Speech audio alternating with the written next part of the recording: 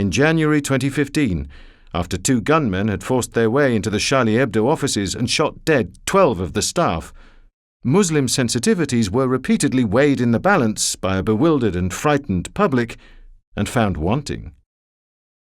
Why the murderous overreaction to a few cartoons? Why, when Catholics had again and again demonstrated themselves capable of swallowing blasphemies directed against their faith, could Muslims not do the same? Was it not time for Islam to grow up and enter the modern world just as Christianity had done? Yet to ask these questions was, of course, to buy into the core conceit of secularism, that all religions were essentially the same. It was to assume that they were bound, much like butterflies, to replicate an identical life cycle: reformation, enlightenment, decline. Above all, it was to ignore the degree to which the tradition of secularism upheld by Charlie Hebdo, far from an emancipation from Christianity, was indelibly a product of it. 3 days after the shootings, as world leaders marched alongside millions of demonstrators through the heart of Paris, placards declared solidarity with the murdered journalists. Je suis Charlie. As a spectacle, it was a powerful demonstration of what had become the West's guiding orthodoxy, one that had been millennia in the evolving. Back in the age of Otto, there had been no settling in Christendom for pagan chieftains without baptism. Now, in the age of Charlie Hebdo, Europe had new expectations, new identities, new ideals. None, though, was neutral. None was anything other than the fruit of Christian history. To imagine otherwise, to imagine that the values of secularism might indeed be timeless, was, ironically enough, the surest evidence of just how deeply Christian they were. Blessed be the fruit. To visit the Peninsula Beverly Hills was to visit a hotel where guests were treated like gods. Set discreetly behind vine-covered walls, within striking distance of the luxury shopping on Rodeo Drive, and replete with spas, swimming pools, and award-winning restaurants, it played host to a clientele as exclusive as any in the world. There were singers recording albums, film stars recovering from plastic surgery, titans of the movie industry cutting deals. Harvey Weinstein, for decades one of the most successful independent producers in the world, never stayed anywhere else when visiting Los Angeles. Checking into the hotel, he would hold court in a particularly opulent suite on the 4th floor. Actresses invited upstairs to discuss forthcoming projects might find themselves surrounded by ice buckets of champagne and plates piled high with lobster. No effort was spared by the hotel to accommodate Weinstein's tastes. Great care was taken to provide him with the correct size of bathrobe. The bathroom was furnished with his preferred brand of toilet paper.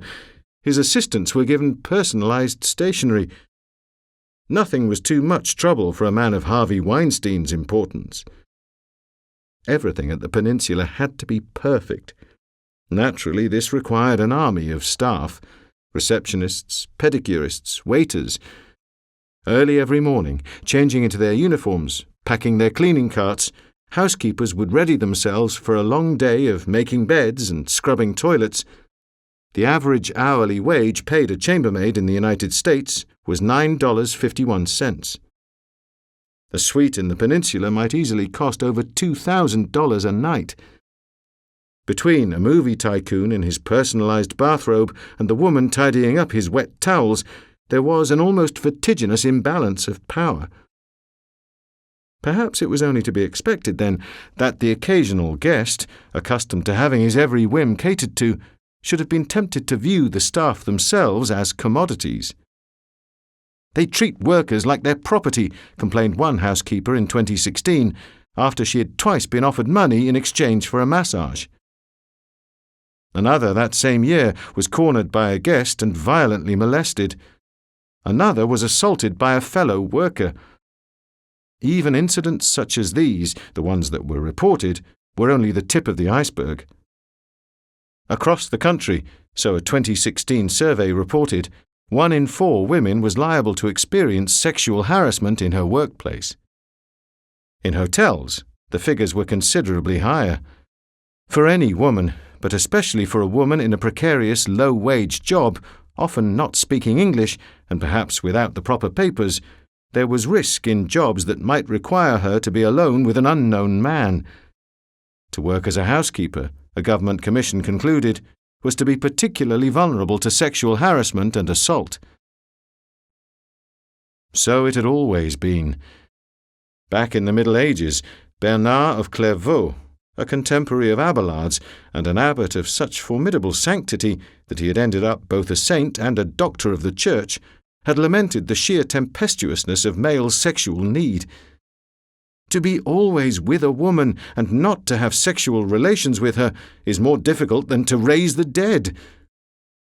The entire point of the chastity to which monks like Bernard had pledged themselves was that it was not easy.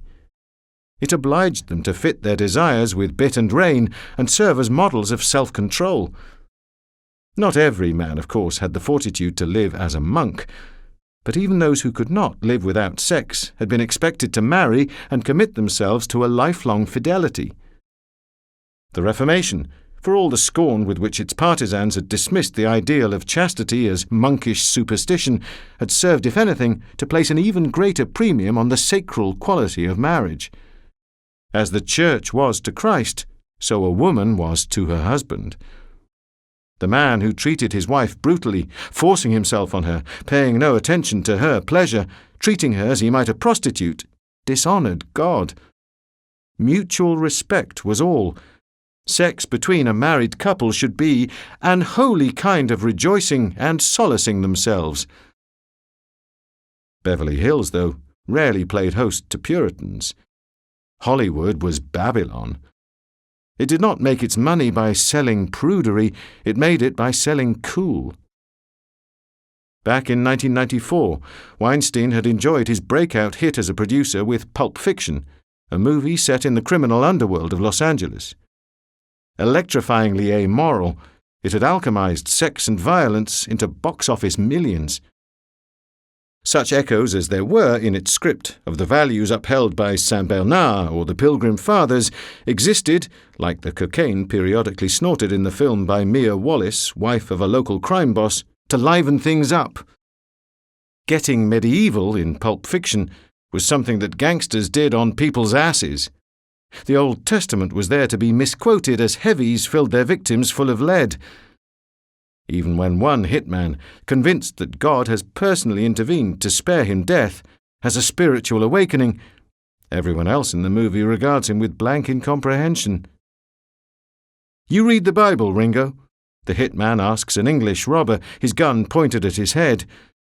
The use of a Beatles name as shorthand for an Englishman extends from Syria to California. The reply might just as easily have been given by the vast majority of those who occupied the commanding heights of America's entertainment industry. Not regularly, no. Drugs, violence, money. Pulp Fiction fashioned adrenaline-fueled entertainment out of the human appetite for all of them. The only limit on pleasure was the threat of violence. No other impetus to self-restraint existed. That, for the movie's audience, was precisely the thrill. The sheen of coolness that clung to Pulp Fiction was the sheen, in large part, of the taboo. America was a country shaped by a tradition that for 2,000 years had sought to regulate desire. Sexual appetite, in particular, had always been regarded by Christians with mingled suspicion and anxiety. This was why, beginning with Paul, such a supreme effort had been made to keep its currents flowing along a single course. Increasingly, however, the dams and dikes erected to channel it had begun to spring leaks. Whole sections had eroded. Others appeared to have vanished altogether beneath the floodwaters. Self-restraint had come to be cast as repression, summons to sexual continence as hypocrisy.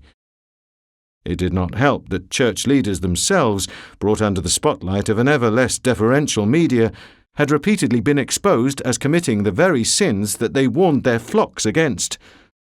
For decades, the moral authority of the Catholic Church in America had been corroded by accusations of child abuse brought against thousands of its priests and of cover-ups by its hierarchy.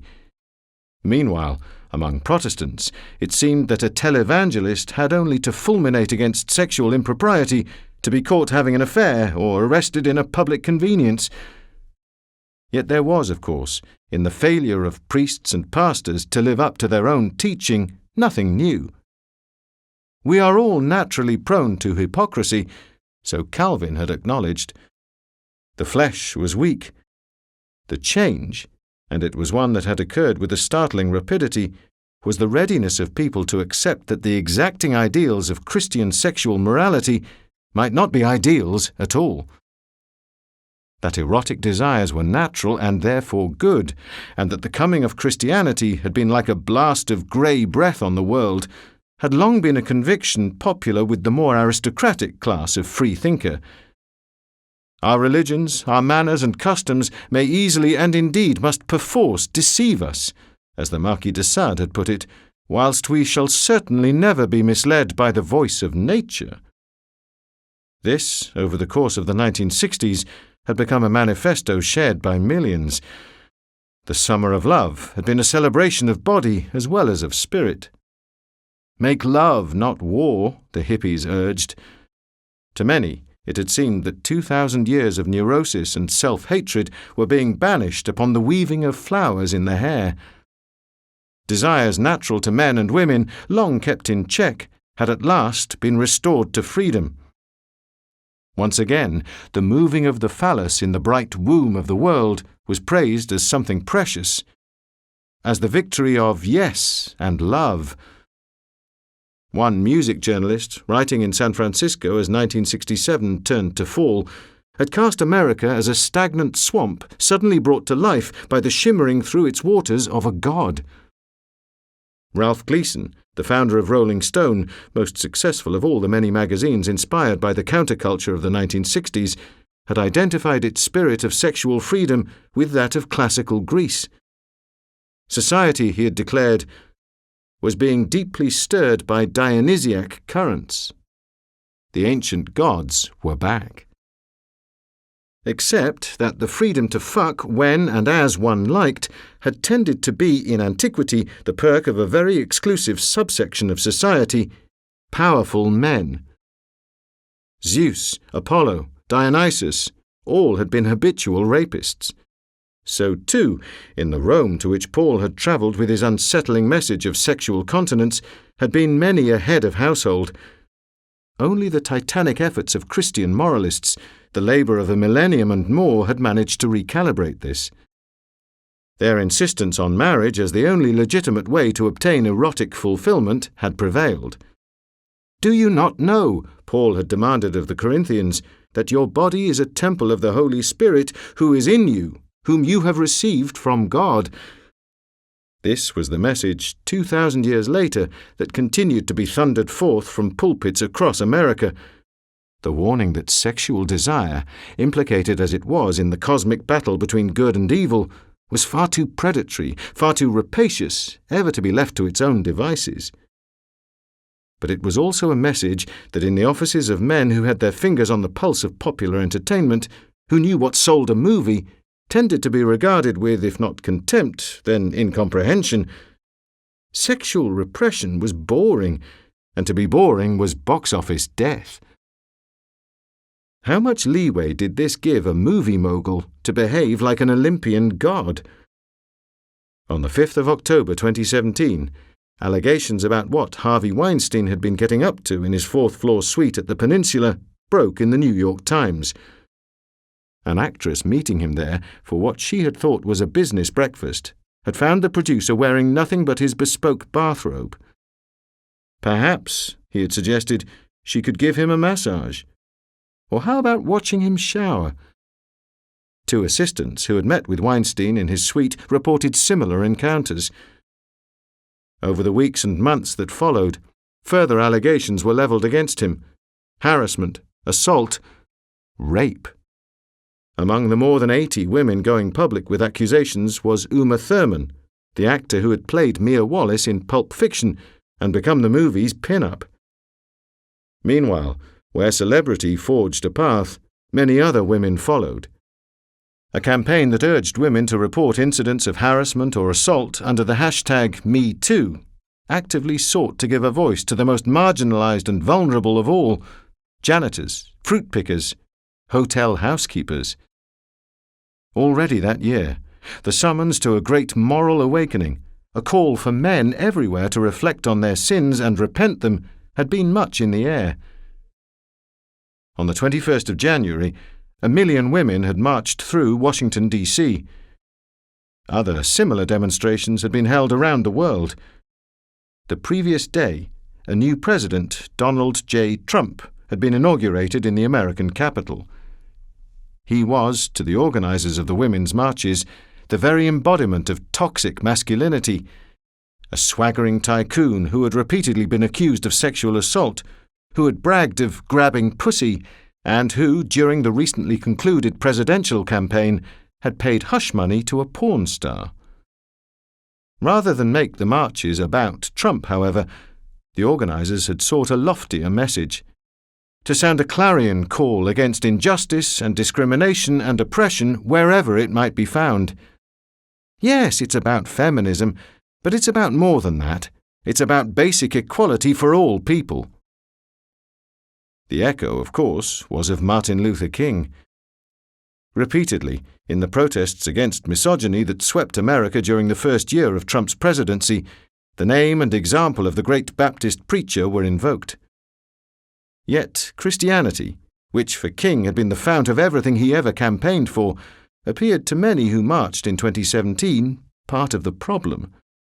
Evangelicals had voted in large numbers for Trump, roiled by issues that seemed to them not just unbiblical, but directly antithetical to God's purposes: abortion, gay marriage, transgender rights. They had held their noses and backed a man who, pussy-grabbing and porn stars notwithstanding, had unblushingly cast himself as the standard-bearer for Christian values. Unsurprisingly, then, hypocrisy had been added to bigotry on the charge sheet levelled against them by progressives. America, it seemed to many feminists, risked becoming a misogynist theocracy. 3 months after the Women's March, a television series made gripping drama out of this dread. The Handmaid's Tale was set in a country returned to a particularly nightmarish vision of 17th century New England. Adapted from a dystopian novel by the Canadian writer Margaret Atwood, it provided female protesters against Trump with a striking new visual image of protest. White bonnets and red cloaks were the uniform worn by handmaids, women whose ability to reproduce had rendered them, in a world crippled by widespread infertility, the objects of legalized rape. License for the practice was provided by an episode in the Bible. The parody of evangelicals was as dark as it was savage. The Handmaid's Tale, as all great dystopian fiction tends to be, was less prophecy than satire. The TV series cast Trump's America as a society rent in two, between conservatives and liberals, between reactionaries and progressives, between dark-souled televangelists and noble-hearted foes of patriarchy. Yet the divisions satirized by The Handmaid's Tale were in truth very ancient. They derived ultimately not from the specifics of American politics in the 21st century, but from the very womb of Christianity. Blessed be the fruit. There had always existed, in the hearts of the Christian people, a tension between the demands of tradition and the claims of progress, between the prerogatives of authority and the longing for reformation, between the letter and the spirit of the law. The 21st century marked, in that sense, no radical break with what had gone before. That the great battles in America's culture war were being fought between Christians and those who had emancipated themselves from Christianity was a conceit that both sides had an interest in promoting. It was no less of a myth for that. In reality, evangelicals and progressives were both recognizably bred of the same matrix. If opponents of abortion were the heirs of Macrina, who had toured the rubbish tips of Cappadocia looking for abandoned infants to rescue, then those who argued against them were likewise drawing on a deeply rooted Christian supposition that every woman's body was her own, and to be respected as such by every man. Supporters of gay marriage were quite as influenced by the Church's enthusiasm for monogamous fidelity as those against it were by biblical condemnations of men who slept with men. To install transgender toilets might indeed seem an affront to the Lord God, who had created male and female, but to refuse kindness to the persecuted was to offend against the most fundamental teachings of Christ. In a country as saturated in Christian assumptions as the United States, there could be no escaping their influence, even for those who imagined that they had. America's culture wars were less a war against Christianity than a civil war between Christian factions. In 1963, when Martin Luther King addressed hundreds of thousands of civil rights protesters assembled in Washington, he had aimed his speech at the country beyond the capital as well, at an America that was still an unapologetically Christian nation. By 2017, things were different. Among the 4 co-chairs of the Women's March was a Muslim. Marching through Washington were Sikhs, Buddhists, Jews. Huge numbers had no faith at all. Even the Christians among the organizers flinched from attempting to echo the prophetic voice of a Martin Luther King. Nevertheless, their manifesto was no less based in theological presumptions than that of the civil rights movement had been. Implicit in #MeToo was the same call to sexual continence that had reverberated throughout the Church's history. Protesters who marched in the red cloaks of handmaids were summoning men to exercise control over their lusts, just as the Puritans had done. Appetites that had been hailed by enthusiasts for sexual liberation as Dionysiac stood condemned once again as predatory and violent. The human body was not an object, not a commodity to be used by the rich and powerful as and when they pleased. 2,000 years of Christian sexual morality had resulted in men as well as women widely taking this for granted. Had it not, then #MeToo would have had no force. The tracks of Christian theology, Nietzsche had complained, wound everywhere. In the early 21st century, they led, as they had done in earlier ages, in various and crisscrossing directions. They led towards TV stations, on which televangelists preached the headship of men over women, and they led as well towards gender studies departments, in which Christianity was condemned for heteronormative marginalization of LGBTQIA+. Nietzsche had foretold it all. God might be dead, but his shadow, immense and dreadful, continued to flicker even as his corpse lay cold. Feminist academics were no less enthralled to it, no less its acolytes, than were the most fire-breathing preachers. God could not be eluded simply by refusing to believe in his existence. Any condemnation of Christianity as patriarchal and repressive derived from a framework of values that was itself utterly Christian. The measure of a man's compassion for the lowly and the suffering comes to be the measure of the loftiness of his soul. It was this, the epochal lesson taught by Jesus' death on the cross, that Nietzsche had always most despised about Christianity. 2,000 years on, and the discovery made by Christ's earliest followers that to be a victim might be a source of power could bring out millions onto the streets. Wealth and rank in Trump's America were not the only indices of status. So too were their opposites. Against the priapic thrust of towers fitted with gold-plated lifts, the organizers of the Women's March sought to invoke the authority of those who lay at the bottom of the pile. The last were to be first, and the first were to be last. Yet how to measure who ranked as the last and the first? As they had ever done, all the multiple intersections of power, all the various dimensions of stratification in society served to marginalize some more than others. Women marching to demand equality with men always had to remember, if they were wealthy, if they were educated, if they were white, that there were many among them whose oppression was greater by far than their own. Black women, indigenous women, poor women, immigrant women, disabled women, Muslim women, lesbian, queer and trans women. The disadvantaged, too, might boast their own hierarchy.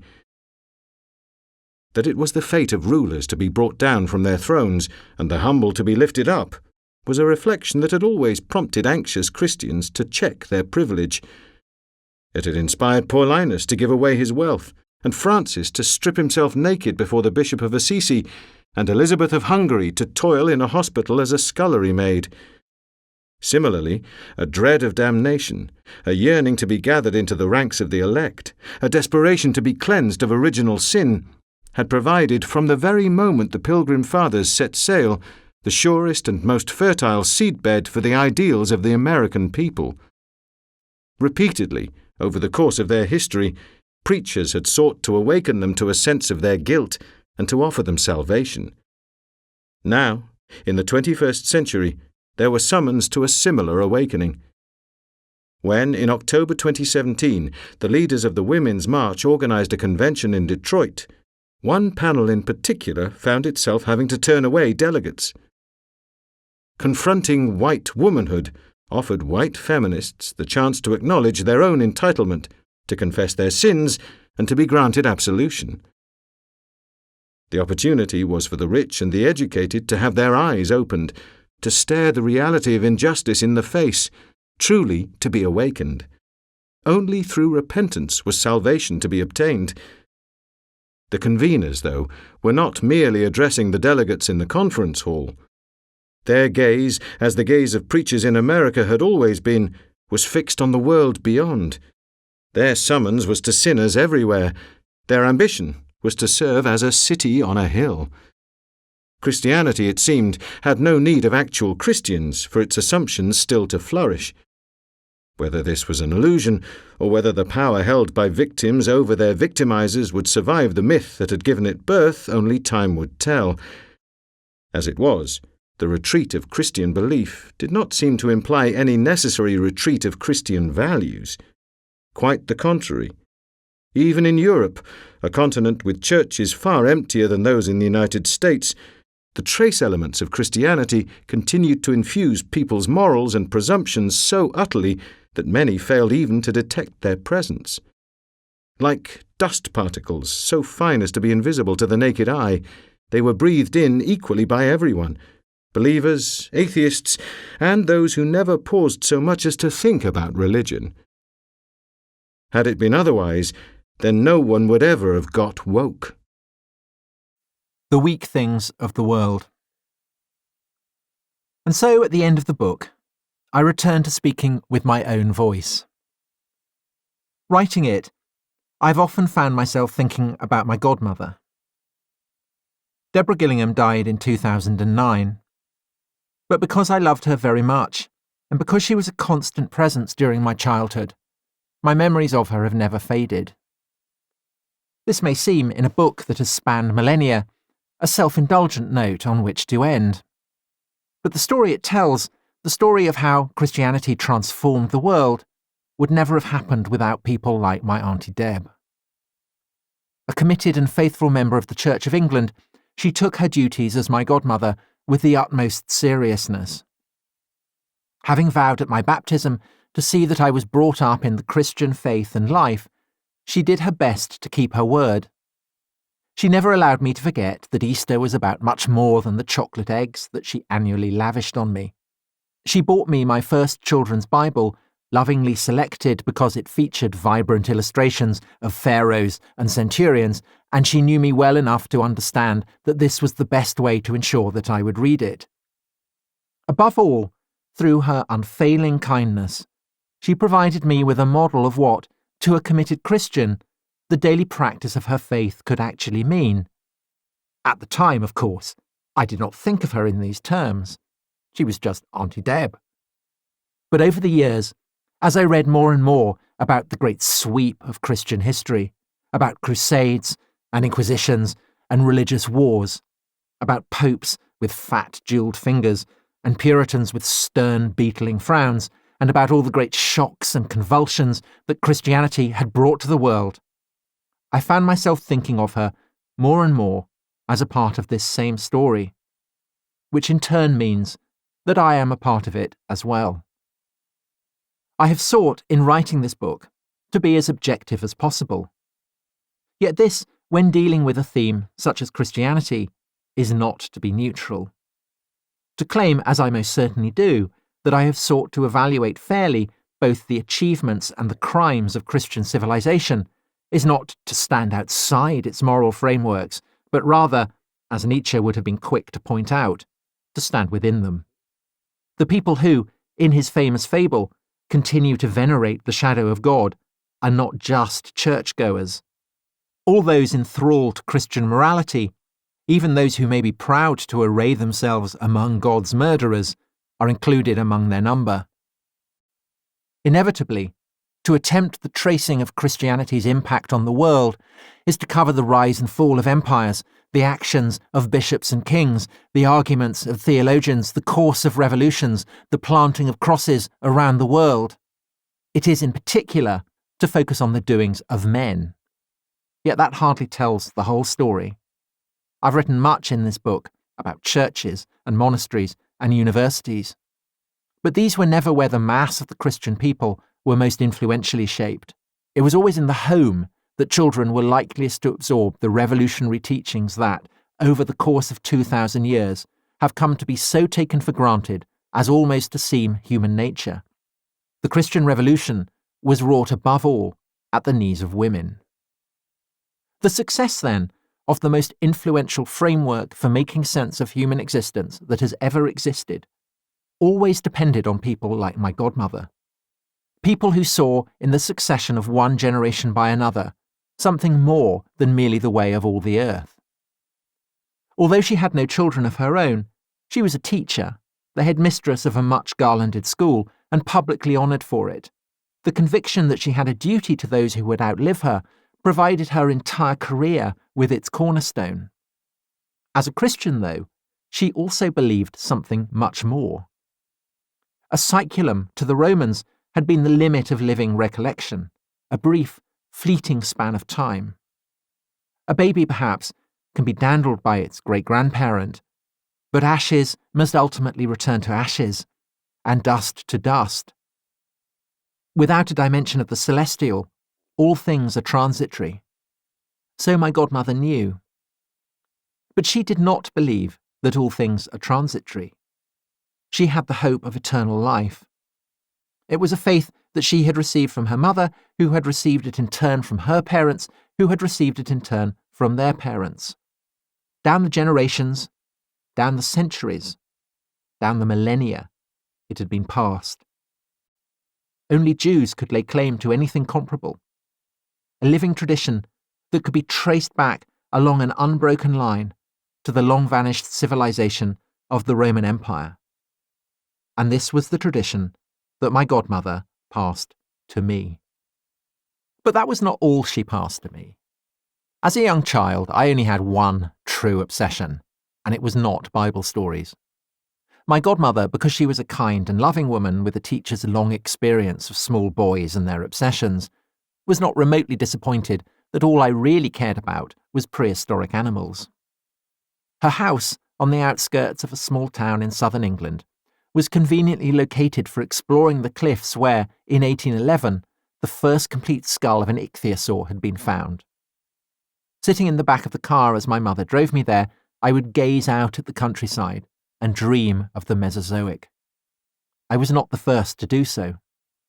On the wall of a local fossil shop, hung above the ammonites and crinoids and ichthyosaur teeth, there was a reproduction of the first ever illustration of a prehistoric landscape. Painted in 1830, it showed what the neighbourhood might have looked like in the Jurassic. Palm trees sprouted from otherwise bare lumps of rock. Strange creatures, half dragon, half bat, soared over a teeming sea. A long-necked monster, attacked by an ichthyosaur, voided its bowels. It was all very sinister. It was all very thrilling. God, speaking to Job from the whirlwind, had told him of drawing Leviathan with a hook and with a cord pressing down his tongue. But I found it hard to square this with what I knew of ichthyosaurs. Slowly, like a dimmer switch being turned down, I found my belief in God fading. The reaches of time seemed too icily immense for the life and death of a single human being 2,000 years ago, possibly to have had the cosmic significance claimed for it by Christianity. Why should Homo sapiens be granted a status denied Ammonites? Why, if God existed, had he allowed so many species to evolve, to flourish, and then utterly to disappear?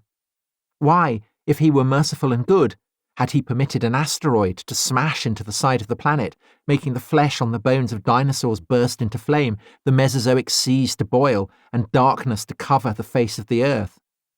I did not spend my whole time worrying about these questions, but sometimes, in the dead of night, I would. The hope offered by the Christian story, that there was an order and a purpose to humanity's existence, felt like something that had forever slipped my grasp. The more the universe seems comprehensible, as the physicist Steven Weinberg famously put it, the more it also seems pointless. When in the spring of 2009, I was told that my godmother had been taken to hospital, I went to visit her. She was clearly dying. Because of a stroke, she did not speak as fluently as she had once done. But she managed to assure me of her certainty that all would be well, and all would be well, and all manner of things would be well. When I rose and left her, I paused in the doorway and looked back. She had turned to face the wall. She lay hunched like an injured animal. I did not think I would see her again. Nor did I think, as she hoped, that we would meet in heaven. Only the atoms and the energy that had constituted her living self, and which had originated with the universe itself, would endure. Every wave of every particle that was my beloved godmother would remain, as those of every other organism that had ever existed. Humans, dinosaurs, microbes would remain. And perhaps in this there was a source of comfort. But not really. It seemed to me driving away from the hospital, just a palliative. A story told by a species that, as I knew from my own personal experience, cannot bear very much reality. There is nothing particular about man. He is but a part of this world.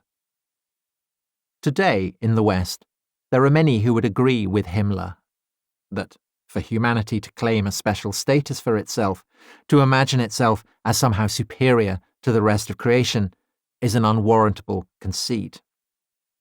Homo sapiens is just another species. To insist otherwise is to cling to the shattered fragments of religious belief. Yet the implications of this view, which the Nazis, of course, claimed as their sanction for genocide, remain unsettling for many.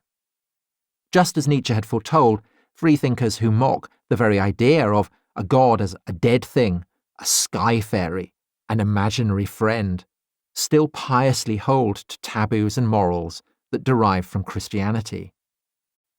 In 2002, in Amsterdam, the World Humanist Congress affirmed the worth, dignity, and autonomy of the individual and the right of every human being to the greatest possible freedom compatible with the rights of others. Yet this, despite humanists' stated ambition to provide an alternative to dogmatic religion, was nothing if not itself a statement of belief. Himmler, at any rate, had understood what license was opened up by the abandonment of Christianity. The humanist assumption that atheism and liberalism go together was just that, an assumption. Without the biblical story that God had created humanity in his own image to draw upon, the reverence of humanists for their own species risked seeming mawkish and shallow. What basis, other than mere sentimentality, was there to argue for it? Perhaps, as the Humanist Manifesto declared, through the application of the methods of science. Yet this was barely any less of a myth than Genesis. As in the days of Darwin and Huxley, so in the 21st century, the ambition of agnostics to translate values into facts that can be scientifically understood was a fantasy. It derived not from the viability of such a project, but from medieval theology. It was not truth that science offered moralists, but a mirror. Racists identified it with racist values, liberals with liberal values. The primary dogma of humanism, that morality is an intrinsic part of human nature based on understanding and a concern for others, found no more corroboration in science than did the dogma of the Nazis that anyone not fit for life should be exterminated. The wellspring of humanist values lay not in reason, not in evidence-based thinking, but in history. It was always my profoundest regret, as a child, that dinosaurs no longer existed. I only had to look at a cow to wish it were a triceratops. Yet now, in middle age, I discover that dinosaurs do still exist. Huxley's thesis that birds originated from something akin to small, carnivorous dinosaurs has been spectacularly substantiated. Today, after a century and more of being scorned by paleontologists, proof for it has been coming thick and fast. It is now clear that feathers may be at least as old as dinosaurs themselves. Tyrannosaurs had wishbones, laid eggs, had filamentous coats of fuzz. When, in an astonishing breakthrough, collagen was extracted recently from the remains of one tyrannosaur fossil, its amino acid sequences turned out to bear an unmistakable resemblance to those of a chicken. The more the evidence is studied, the hazier the dividing line between birds and dinosaurs has become. The same, mutatis mutandis, might be said of the dividing line between agnostics and Christians. On the 16th of July 2018, one of the world's best-known scientists, a man as celebrated for his polemics against religion as for his writings on evolutionary biology, sat listening to the bells of an English cathedral. So much nicer than the aggressive-sounding Allahu Akbar, Richard Dawkins tweeted. Or is that just my cultural upbringing? The question was a perfectly appropriate one for an admirer of Darwin to ponder. It is no surprise, since humans, just like any other biological organism, are products of evolution, that its workings should be evident in their assumptions, beliefs, and cultures. A preference for church bells over the sound of Muslims praising God does not just emerge by magic. Dawkins, agnostic, secularist, and humanist that he is, absolutely has the instincts of someone brought up in a Christian civilization. Today, as the flood tide of Western power and influence ebbs, the illusions of European and American liberals risk being left stranded. Much that they have sought to cast as universal stands exposed as never having been anything of the kind. Agnosticism, as Huxley, the man who coined the word, readily acknowledged, ranks as that conviction of the supremacy of private judgment, indeed of the impossibility of escaping it, which is the foundation of the Protestant Reformation. Secularism owes its existence to the medieval papacy. Humanism derives ultimately from claims made in the Bible that humans are made in God's image, that his Son died equally for everyone, that there is neither Jew nor Greek, slave nor free, male nor female. Repeatedly, like a great earthquake, Christianity has sent reverberations across the world. First, there was the primal revolution, the revolution preached by St. Paul. Then there came the aftershocks, the revolution in the 11th century that set Latin Christendom upon its momentous course, the revolution commemorated as the Reformation, the revolution that killed God.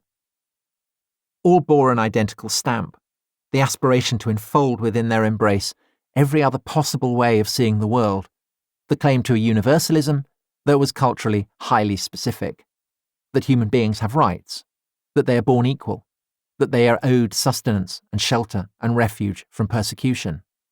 These were never self-evident truths. The Nazis certainly knew as much, which is why, in today's demonology, they retain their starring role. Communist dictators may have been no less murderous than fascist ones, but they, because communism was the expression of a concern for the oppressed masses, rarely seem as diabolical to people today. The measure of how Christian we as a society remain is that mass murder precipitated by racism tends to be seen as vastly more abhorrent than mass murder precipitated by an ambition to usher in a classless paradise. Liberals may not believe in hell, but they still believe in evil. The fear of it puts them in its shade no less than it ever did Gregory the Great. Just as he lived in dread of Satan, so do we of Hitler's ghost. Behind the readiness to use fascist as an insult, there lurks a numbing fear of what might happen should it cease to be taken as an insult. If secular humanism derives not from reason or from science, but from the distinctive course of Christianity's evolution, a course that, in the opinion of growing numbers in Europe and America, has left God dead, then how are its values anything more than the shadow of a corpse? What are the foundations of its morality, if not a myth? A myth, though, is not a lie. At its most profound, as Tolkien, that devout Catholic, always argued, a myth can be true. To be a Christian is to believe that God became man and suffered a death as terrible as any mortal has ever suffered. This is why the cross, that ancient implement of torture, remains what it has always been, the fitting symbol of the Christian Revolution. It is the audacity of it. The audacity of finding in a twisted and defeated corpse the glory of the creator of the universe that serves to explain, more surely than anything else, the sheer strangeness of Christianity and of the civilization to which it gave birth. Today, the power of this strangeness remains as alive as it has ever been. It is manifest in the great surge of conversions that has swept Africa and Asia over the past century, in the conviction of millions upon millions that the breath of the Spirit, like a living fire, still blows upon the world, and, in Europe and North America, in the assumptions of many more millions who would never think to describe themselves as Christian. All are heirs to the same revolution, a revolution that has, at its molten heart, the image of a God dead on a cross. No doubt I should have appreciated this earlier. As it was, only during the early stages of writing this book, when I travelled to Iraq to make a film, did it properly dawn on me. Sinjar was a town that, when I visited it, stood directly on the frontier with the Islamic State. It had been seized from their fighters just a few weeks before. Back in 2014, when they captured and occupied Sinjar, it had been home to large numbers of Yazidis, a religious minority condemned by the Islamic State as devil worshippers. Their fate had been grim, precisely as the fate of those who resisted the Romans had been grim. Men had been crucified, women had been enslaved.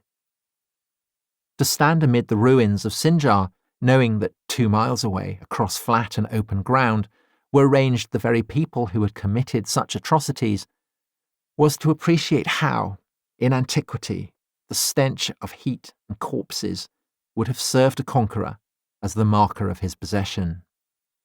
Crucifixion was not merely a punishment. It was a means to achieving dominance, a dominance felt as a dread in the guts of the subdued. Terror of power was the index of power. That was how it had always been and always would be. It was the way of the world. For 2,000 years, though, Christians have disputed this. Many of them, over the course of this time, have themselves become agents of terror. They have put the weak in their shadow. They have brought suffering and persecution and slavery in their wake. Yet the standards by which they stand condemned for this are themselves Christian. Nor, even if churches across the West continue to empty, does it seem likely that these standards will quickly change. God chose the weak things of the world to shame the strong. This is the myth that we in the West still persist in clinging to. Christendom, in that sense, remains Christendom still.